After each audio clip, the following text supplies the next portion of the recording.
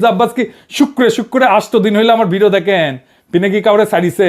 হাসিনা যখন ক্ষমতায় তখন একটা এপিসোডই করছে আলাদা করে ফ্যাসিবাদের সমর্থক ব্যবসায়ীদের, এডিটর সাহেব দেখে দেন না কিছু এক না ওটা থেকে।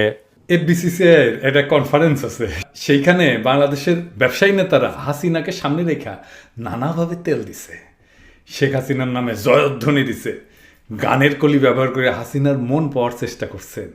হাসিনাকে যারা উৎখাত করতে চায় তাদের দেখে নিবে বলছে হাসিনাকে যারা উৎখাত করতে চায় তাদের ঠেকায় দিতে বাংলাদেশের ব্যবসায়ীরাই যথেষ্ট। কাউকে বঞ্চনা করে সুবিধা দেয়া ভয় দেখায় যে টাকা উপার্জন করছেন, সে উপার্জনের টাকা দিয়ে ক্যাডার পালেন, সে ক্যাডার ভোটে জিতায়, আর অনুপার্জিত টাকায় ভোট কিনা এমপি হয়ে যান আপনি।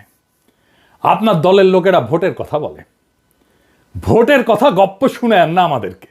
নমিনেশন কিনতে হয় পার্টি থেকে চান্দা দিয়া, তারপরে টাকা ছিটায় ভোট কিনতে হয়, কেন্দ্র দখল করতে হয়, জাল ভোট দিতে হয়, এই দিয়েই চলছে এতদিন। ভোটের শক্তির রোয়াব দেখায়েন না, ওই রোয়াব আমরা ফুটে করে দিতে পারি। জুলাই বিপ্লবের আকাঙ্ক্ষা ছিল এই বন্দোবস্তের পরিবর্তন।